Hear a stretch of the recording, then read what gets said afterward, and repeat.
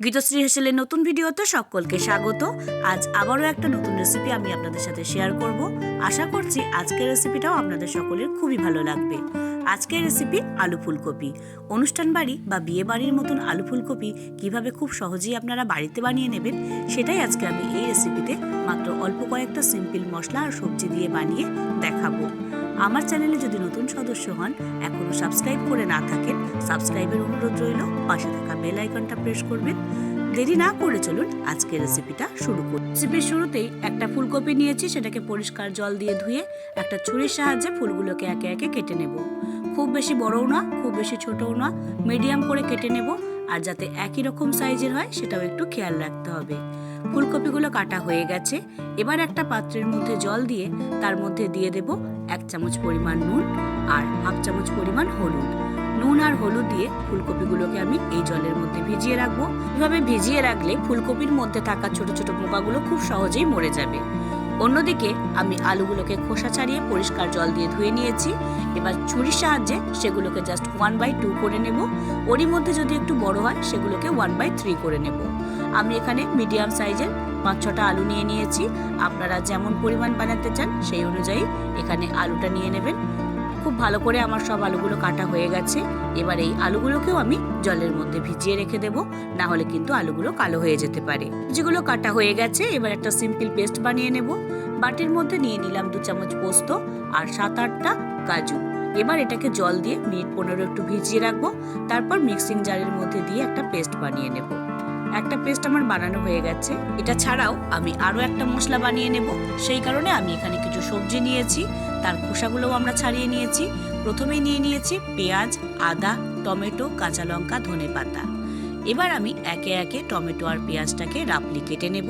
তারপর সেগুলো দিয়ে একটা পেস্ট বানিয়ে নেব। হাতে যদি সময় কম থাকে তাহলে এইভাবে বাটা মশলায় রান্না করলে দেখবেন রান্নার টেস্টটাও কিন্তু খুব সুন্দর আসে। আর যদি আপনারা চান এই সবজিগুলোকেই ছোট ছোট করে কেটে সেগুলো দিয়েও রান্নাটা বানিয়ে নিতে পারেন। তো আপনাদের কাছে যেটা সহজ মনে হবে সেটাই আপনারা করে নিতে পারেন। আমি এখানে টমেটোটা রাফলি কেটে নিয়েছি, পেঁয়াজগুলোকেও একইভাবে আমি রাফলি কেটে নেব। তারপর একটা মিক্সিং জারের মধ্যে একে একে আমি সব সবজিগুলো দিয়ে দেব।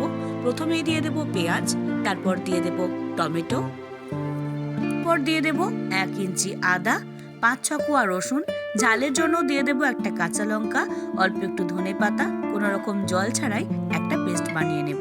পেস্টটা বানানোর পর দেখতে এইরকম হবে।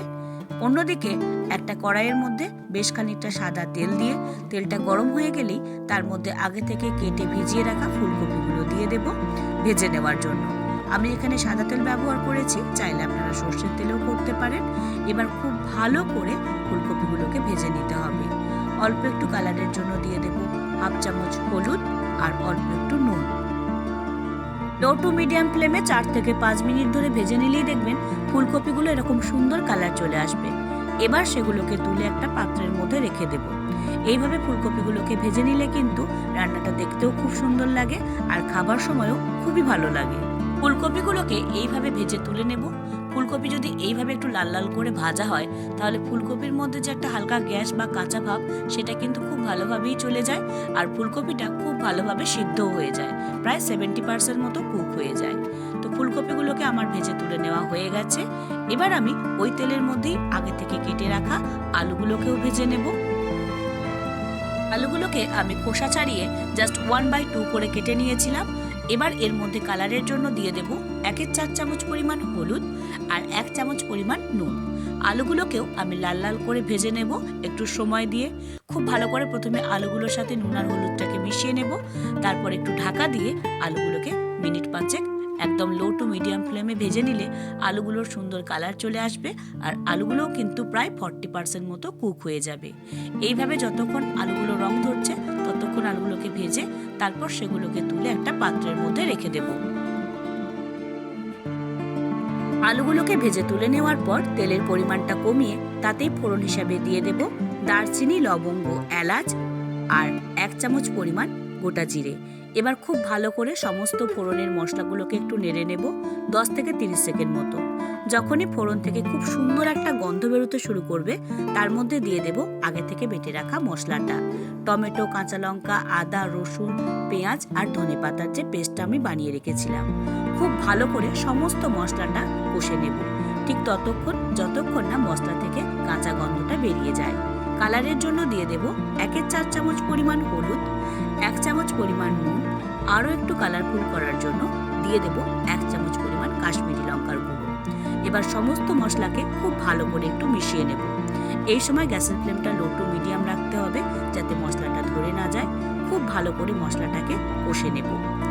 এভাবে মিনিট 4 খুব ভালো করে একটু কষে নিলেই দেখবেন মশলা থেকে একটা এক্সট্রা অয়েল বেরোতে শুরু করেছে।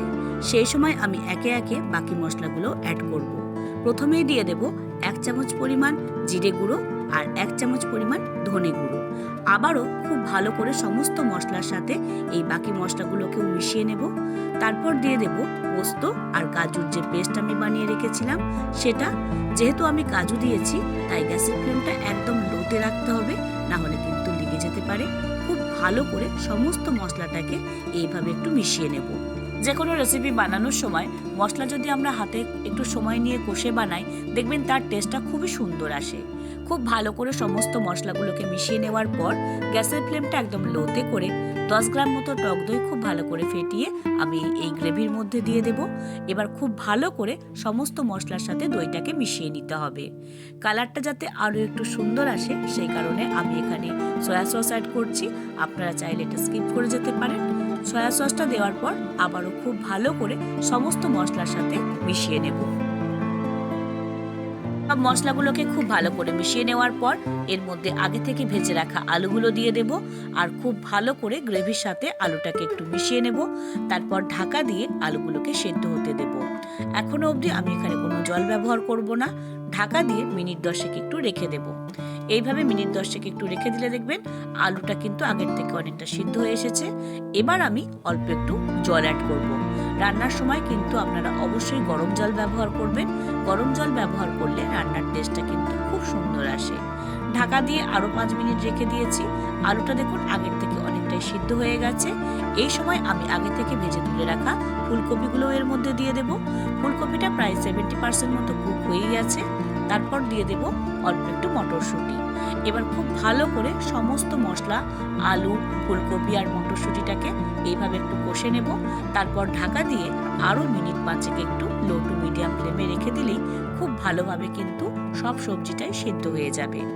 এবার ওপর থেকে অল্প একটু ধনেপাতা ছড়িয়ে দেব আর খুব ভালো করে সমস্ত মশলার সাথে ধনেপাতাটাকেও একটু মিশিয়ে নেব। এখানে আমি কোনো রকম আলাদা করে গরম মশলা বা স্পেশাল কোনো মশলা ব্যবহার করিনি। শুধুমাত্র বাটা মশলাতেই এত সুন্দর অনুষ্ঠান বাড়ির মতো রেসিপি আপনারা খুব সহজেই কিন্তু বানিয়ে নিতে পারেন। অবশ্যই একবার এটা বানাবেন আর কেমন লাগলো সেটা আমাকে জানাবেন। যে কোনো দিন দুপুরে ভাতের সাথে বা রাত্রিরে রুটির সাথেও আপনারা এটা বানিয়ে নিতে পারেন। অবশ্যই একবার বানাবেন। আর আমার ভিডিওগুলো যদি আপনাদের ভালো লাগে তাহলে অবশ্যই লাইক, শেয়ার, কমেন্ট করতে ভুলবেন না। ইউটিউব থেকে দেখলে নতুন সদস্য হলে সাবস্ক্রাইব করে আমার এই চলার পথে সঙ্গী হতে পারেন।